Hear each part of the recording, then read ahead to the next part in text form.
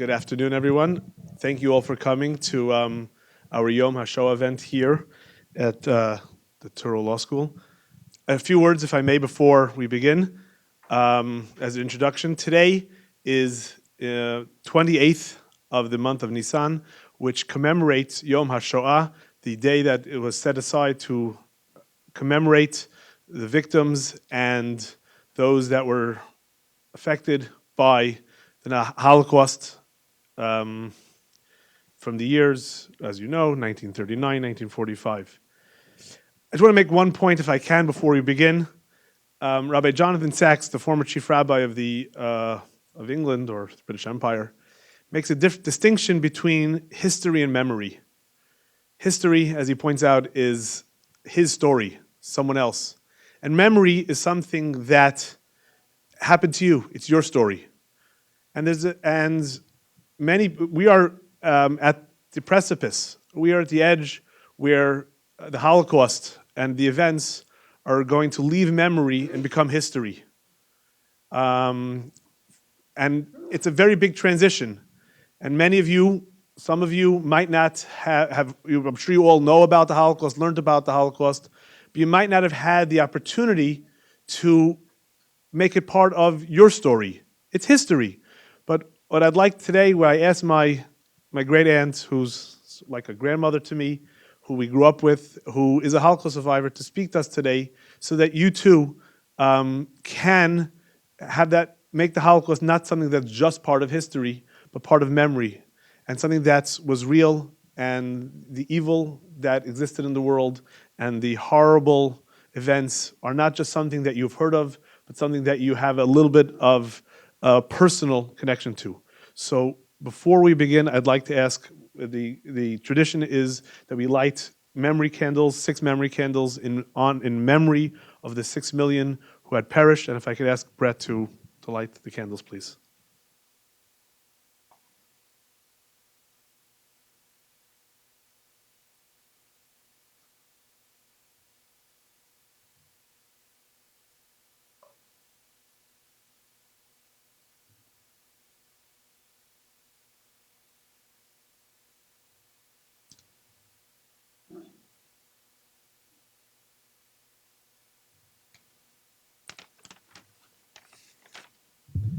Thank you.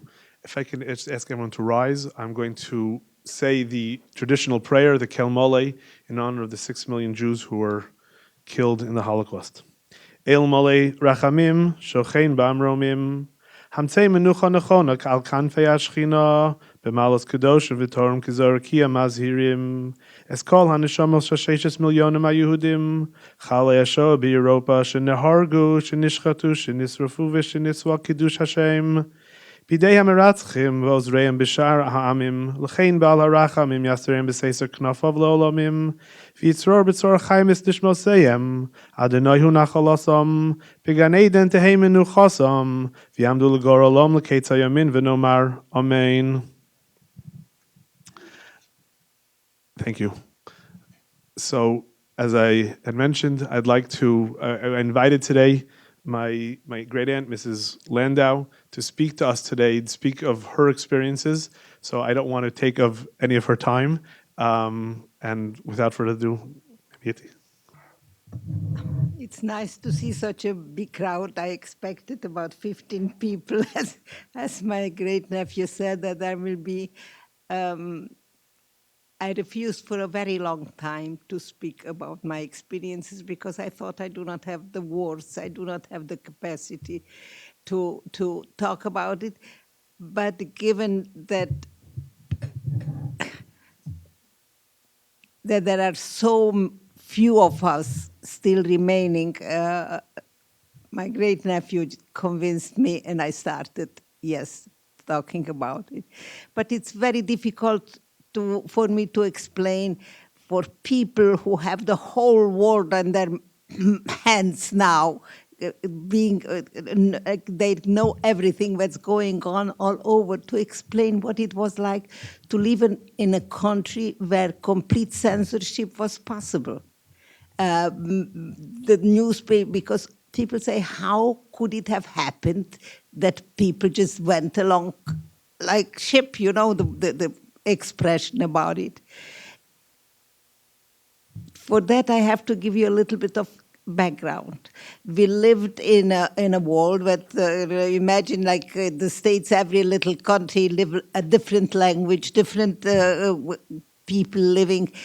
But Germany was considered by us, even so I come from a very Hasidic family, my grandfather, you know, like, but German newspaper was read every day. The German culture was venerated. It was everything, music, in every way, Germany was looked upon as really leading in everything.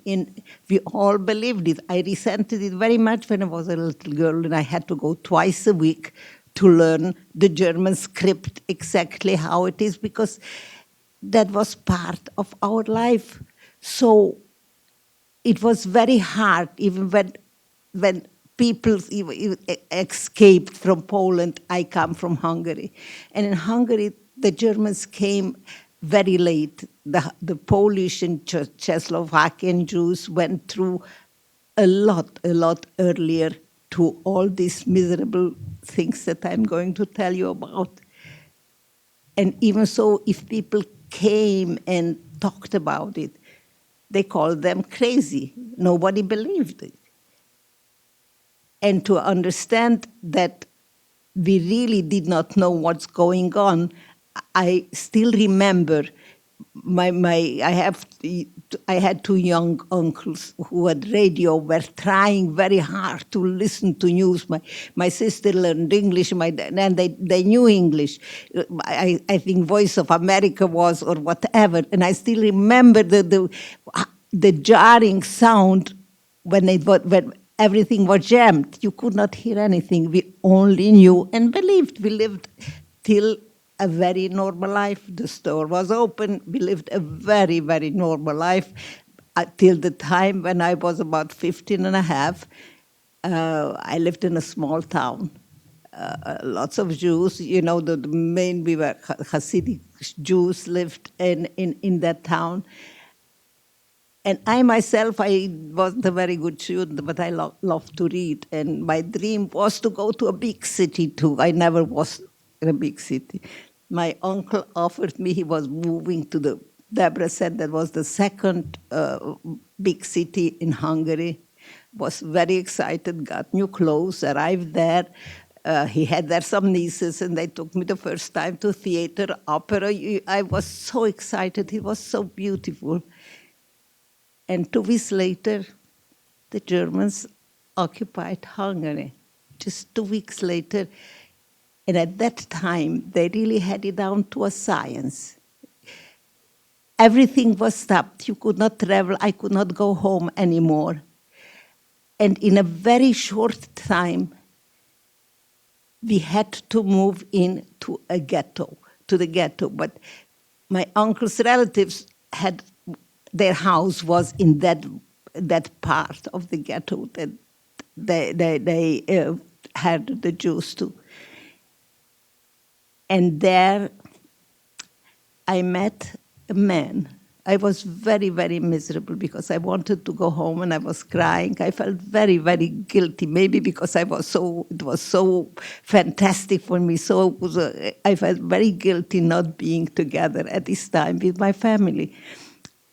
And my uncle tried to keep me away to this one man that was there. It seems to this day, I do not know how he escaped. He was a Polish Jew.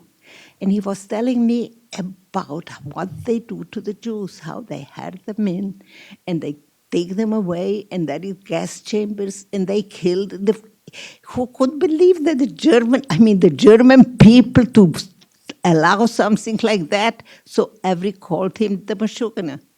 He was crazy. He was considered crazy. And it was something very interesting for me. Last night, I went to a commemoration in a temple where a very venerable rabbi in my neighborhood was speaking about his experience. He lived in Vienna and escaped to London. And the phrase that he used the most was, Nobody believed it. It sounded just like my mind. Nobody believed it. And I think that facilitated so much what had happened. What happened to me me personally was that my uncle seemed, yes, to see the danger. He was, he had money, he was a resourceful man, and he somehow got papers with Christian names for all of us, including myself. And his plan was to escape to Romania. It was in Romania, the situation wasn't so good, but they never let the Germans take away the Jews at the end. I don't know if his premonition or whatever, but what happened is that we were supposed to go to the like now, let's say Mexico, the border, just and wait there on the mountain for the smugglers to come to take us over to Romania. I must have been in a very depressed, guilt-ridden mood. I just could not face escaping. And I did something that I cannot explain to this day. I ran away. When we were over on the mountains, I ran away and I gave myself up to the patrol on the border. I was not yet 16. There was a very nice person, one of those, he really wanted me to go back and wanted to help me, but I just could not face escaping. And all I wanted to him to should take me where there are Jews. This was already at a time when 6 weeks after, because till we went to Budapest and till we got there, and there were no more Jews in that city where we were there. So they took me from one city to the other. They were very nice, those, I must admit, those two. They tried so hard to help me. But all I wanted is to happen to me what happened to my parents. And in the end, I ended up again in that city where the last transport from Hungary left for Auschwitz. And I was put into a wagon. I was alone, but other people helped me. We were in that wagon, don't know if you read or heard about the things. It was cattle wagons. People could not sit down, only a couple, changing. It was 3 days and nights traveling like that.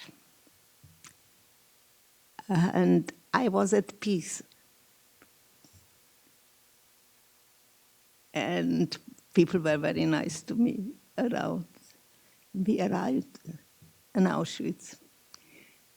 And I recognized everything that Meshuggah told me. And I say again, I do not know how he escaped and how he knew everything. Because everything that he told me about, the sign, Arbeit macht frei, the people there waiting, there were Jewish prisoners who were telling us always, don't forget, you are young, you are strong, you are young, you are strong. We did not understand what it was. I was alone. And whatever happened, I really, as I say, I probably was in a very depressed situation. I did not care. We had to get undressed. They shaved our heads. They herded us in a group, just marching, and I was sure that this is it. We're going to die. But that wasn't it. They gave us a dress, some clogs, and we were marched into a camp. And I was there in that camp for 2 or 3 days with others just waiting for death. The ration was a little piece of bread in the morning, some soup in the evening. The third day, we were put into a line and marched again. I said, now, this is it. When we were marching, in a side, I saw a group of women, but they were, I don't know, with some stones. I don't know what they were doing there. But suddenly I heard, as we were marching, a voice asking, are there people from Debrecen among you? And I recognized my sister's voice. And I started screaming her name, and she screamed my name. And I could not recognize this. They were there already for 6 weeks. And they were, looked emaciated already. I could not recognize her.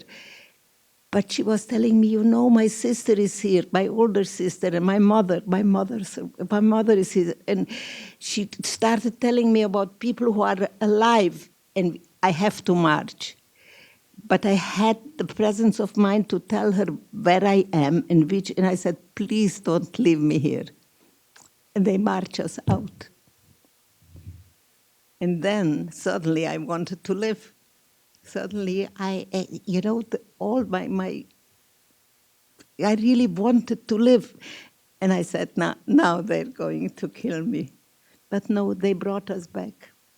It was just those maneuvers. What happened in the camps in the morning, you had to line up, and for hours stay, they called it a Zählappell, to count the people, for hours standing in line to count the people. But what happened is that a day later, somebody came and told me to come to the entrance of that camp.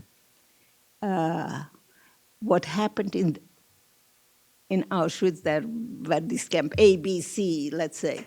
We were in B, I was in B, my sisters were in C. B did not have a kitchen. And they brought the food from my sister. She found out, my sister found out that they brought the food every day to the camp, to my camp. And the ones that carried those big containers would get double rations. So my sister found a girl who told her, you can keep the double rations. Can you let me go and carry those containers? And so she reached me. She told somebody to call me. She reached me, and we met there. And the German woman, she was a very charming, my sister, and she could charm everybody. And the German woman turned around. My sister told me, stay here, come here every time, and I'm going to try to find a way to get you. At that time, they did not know people. It was just the numbers that had to count. And then she found somebody, a girl who knew that she has an aunt in this camp, and we changed. It was something so miraculous for me, because I'm sure if I would be alone, I really could not have made it. We changed, and I came back to that, and my mother was there, and 2 sisters, and an aunt. And, it was something live again, and they were telling me of other people who were alive. It was very, very miserable there. But once you were with family, there was a completely different feeling. I wanted to live. And they told me about the experience of my mother. I was not there, but my sister told me I had a little brother. And when they arrived to Auschwitz, and when Mengele, who pointed that it was a famous doctor who chose who between life and death. He was looking at you and pointed his to right or to left. And my mother had my little brother by her hand. And when my grandmother saw that the two, my sisters and my aunt, the young girls, went to the right, she took my little brother away from my mother and pushed her. She said, "Don't you leave the girls alone." And as happens, we call it God's hand. Mengele looked away and my mother passed with the girls. And my grandmother took my little brother and my father, my little brother, my little sister. They all went straight to the gas chambers then. But my mother really survived. It was a second experience like that. Because after a couple of months in Auschwitz, Auschwitz was a horror. The hunger and the staying in the Zellapel there, sleeping in the huts where you could not move. There was, so if you wanted to move, then everybody had to move. So with only on wooden slates. But we survived that. And a couple of months later, they were looking for people to take to labor camp. Auschwitz was called an extermination camp. And they chose us, but not my mother. So we ran back and a second time got into the fire. And again, it happened that Mengele looked away, my mother passed, and we also passed, and we were taken to a labor camp. As I said, the Jews of Hungary had a different experience than the ones from Czechoslovakia and Poland when it started about 3-4 years before. It was a lot shorter. But by that time, I think they probably had it down to a science because in that very short, in a couple of weeks, really, they emptied out almost 500,000 Jews. And they say about 80% from my family, for sure.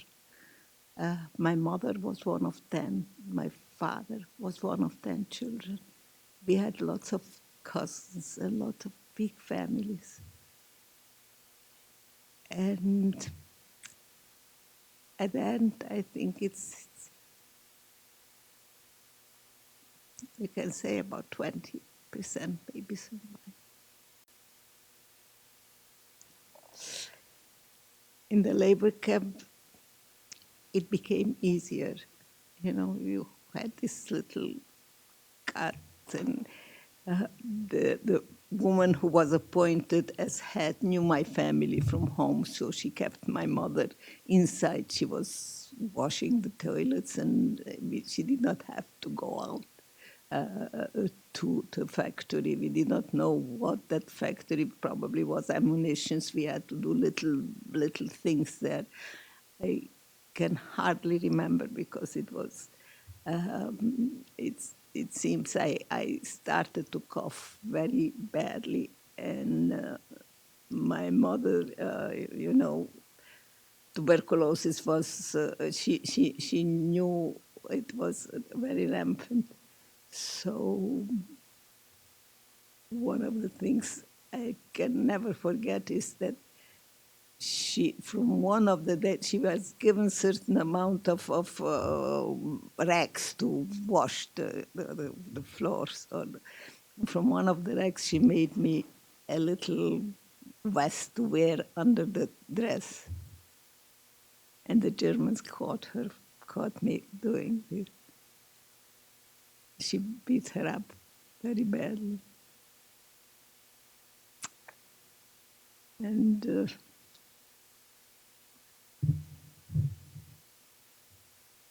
we survived the labor camp. my sister, the one that saved me, she sang very beautifully. She had, and she knew many poems, declaimed many poems, and it was so interesting that when it seems when they started bombing, they started bombing the city where the factory there. And suddenly we became a precious cargo. We were supposed to go down into the shelters at night. There were shelters at night. And everybody was trying to push in where my sister was, because she kind of entertained. She was singing and talking and reclaiming music. And I remember, the person in charge was saying, but you could sleep in the other shelters if you go. It was nights that, and people were saying, she gives us a little bit of life. It's better than sleeping to that extent.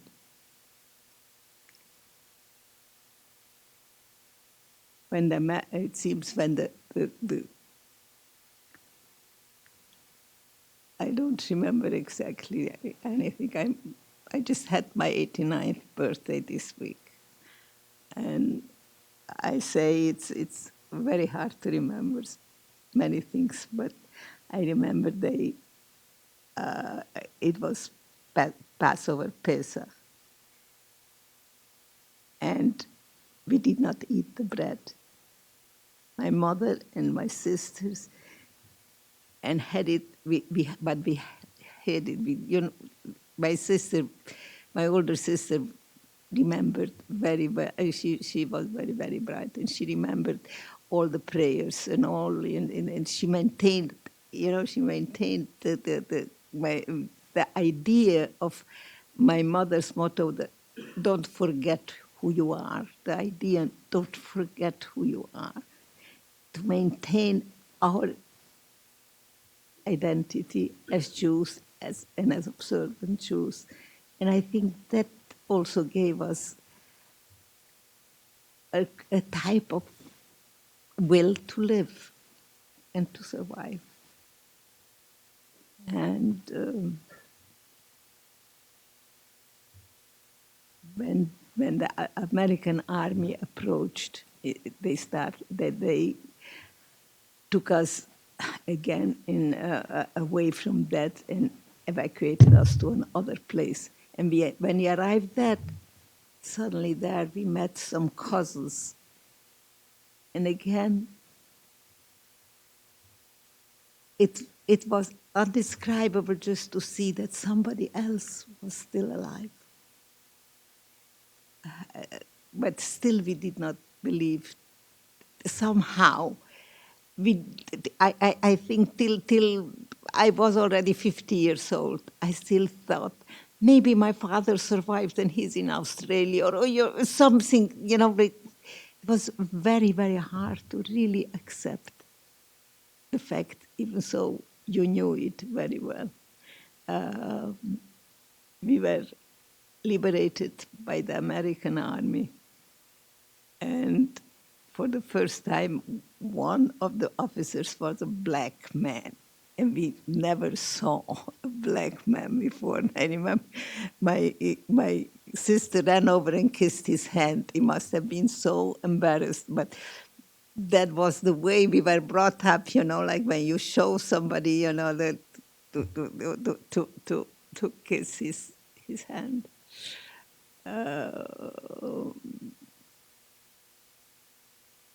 And then when we were liberated, I think that was the saddest time of our lives.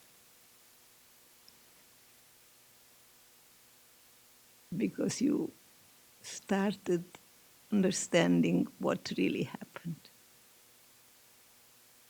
And what really happened is that 80% of my family was lost.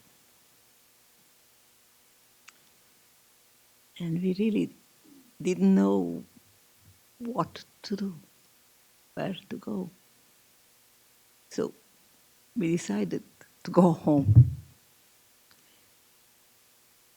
The little group of us, my mother and a bunch of young girls, nothing going home.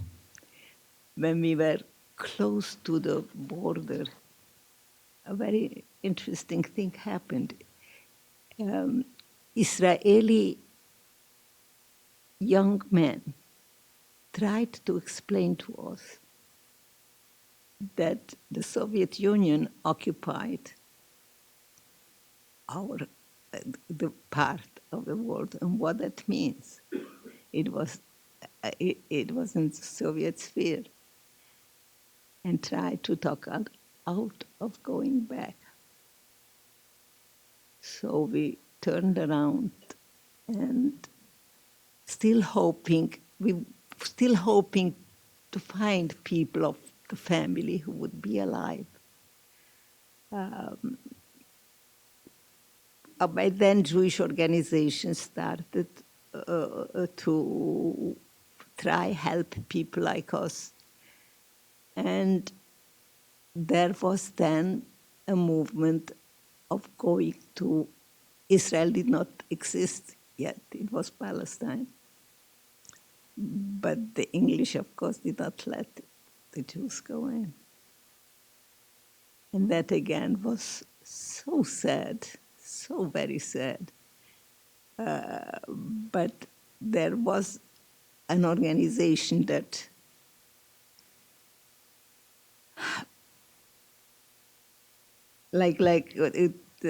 they bought old ships and tried to smuggle in people into Israel illegally.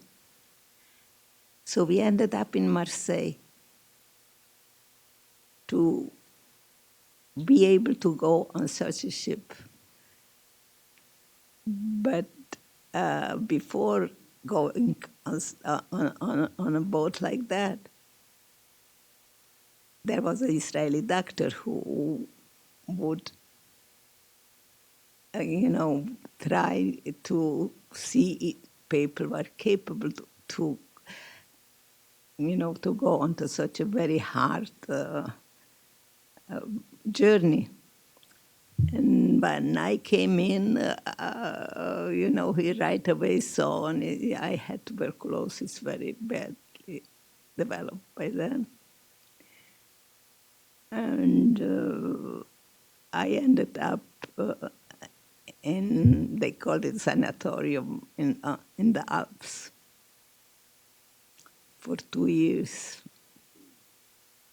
It took about 7 years till I got better from one hospital to the other.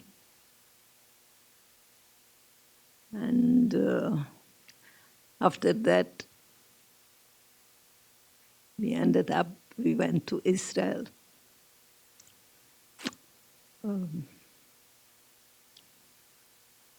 I had a cousin who was 4 years older, and we were really very chummy, and he came to Israel. We got married. We lived in Colombia.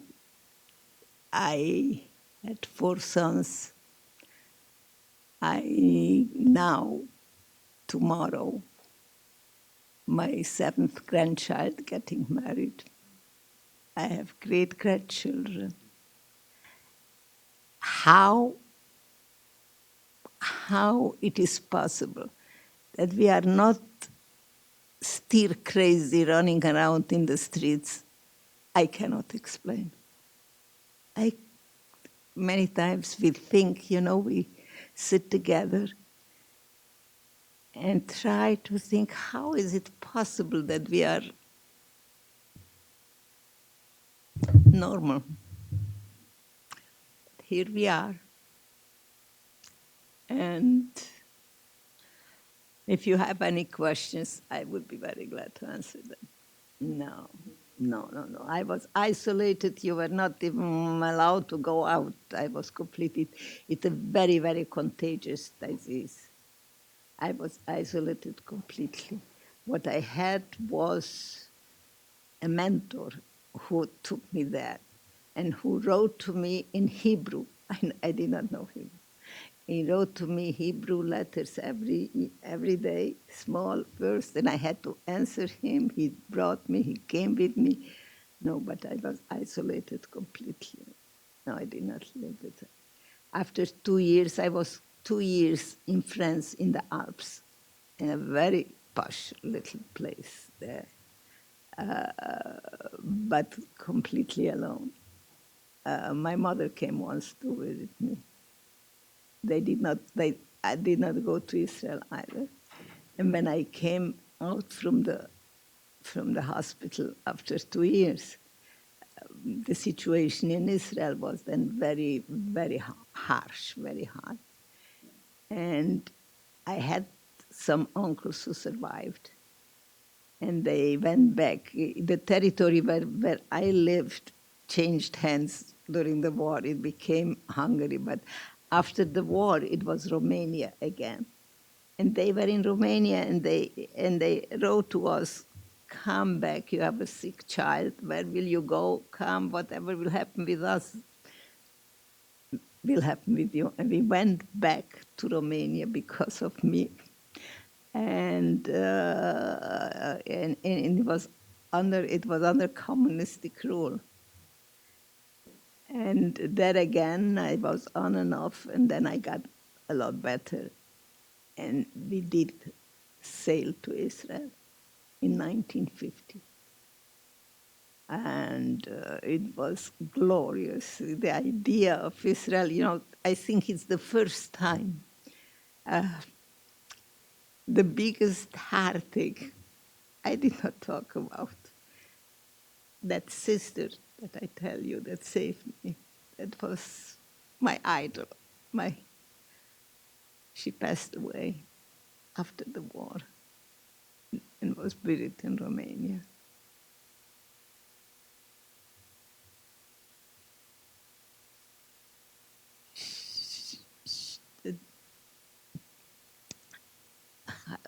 Of all the horrors, I think this is,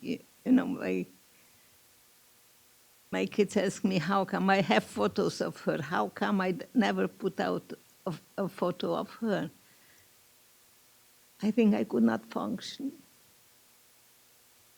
if I saw her photo, because,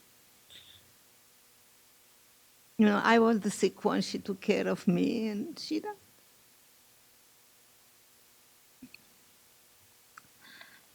But after we went to Israel, and my cousin, who was really my part all these years, who was in Colombia at the time because his sister had married a guy in Colombia, came to Israel, and we got married. And I was in Israel also 2 years. And when I came to Israel, I got a job right away. I knew Hebrew because of this correspondence with my mentor. I got a job, and it was so. I just showed yesterday the kids my first check in my life. In Israel, there was such poverty. So my first check, I bought a little silver candelabra, that tiny, for my mother, to light candles. And this was, like a big thing. My mother used to have this big self, yesterday I was showing them because I had that. I was in Israel. I worked for 2 months, and then I got sick again. And I was in Jerusalem in a hospital again for over 2 years. It took me 7 years to get rid of the tuberculosis. But after that, as I say, I married my husband, and we had 4 sons, a bunch of great-grandchildren. How? I don't know. How I cannot answer that. How it is possible to go through what we went through and come and have normal life. I don't know. We ate the tray, we ate the meat, we ate the, something. And we were so afraid that people should not steal it from us. You just can't imagine that idea, Hunger is something so painful, real hunger. I mean, it's very, my mother. I think it was my mother, the idea, the steadiness, the idea of not letting us forget our identity. We were a very proud family back home, a very prominent. The idea that she, don't forget who you are type of thing. And also that my older sister, was 5 years older than me, and she attended Beis Yaakov. We lived in a very small little town, but there was, she still, in my time, I only remember, I must be about 7 or 8 when it ended for me. But she still acquired a very good education in Beis Yaakov and had a tremendous memory. She remembered praying the prayers for Yamim Tovim, and she also was very good. My father was very good in math and calendars, and she was right. After the Shira was right, she knew exactly when the holidays were. She was right. And I have a great granddaughter, and she asked me, Babi, I have to write something about Mesirat Nefesh. How do you explain Mesirat Nefesh in English? Self-sacrifice or something. Can you tell me something? So I told her about my mother. We should put away a tiny little bit of margarine that we got Friday morning, and she would take out a piece of, some little this and light it up it as candles for Friday night. It lit for 2 seconds, but everybody stood around. People very much wanted to maintain something, and she wrote about that, and she was the only in the class that they called up that she should read it loud. She is so proud. She's in 2nd grade. She was so proud. She called me up. I am so proud. She was the only one that they called up that should read that. But yes, there was something. I was very angry with God. Let me, I was angry. But I think it must be that because of my mother and that we were together. We were angry at God, but we believed that there is a God. I was. It was to this day. It's so incredible because the German culture was this is still which haunts me. That if this was possible in Germany, then what are we? What are we as people? It's haunting. I don't like to speak like that, to tell you honestly. I really don't know.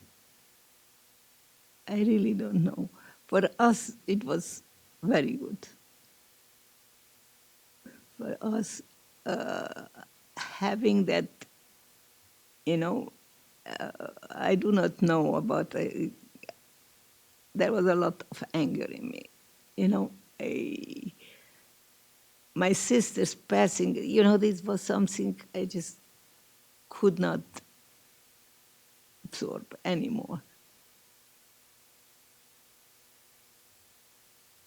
At first because of my mother, and then because that is where our comfort zone is. That's what we grow up with.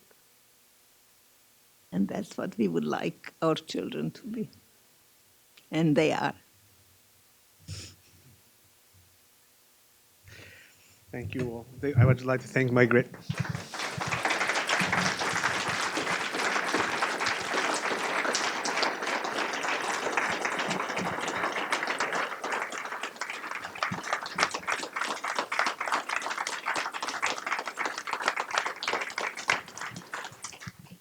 Again, thank you, Mrs. Landau. Thank you all for coming.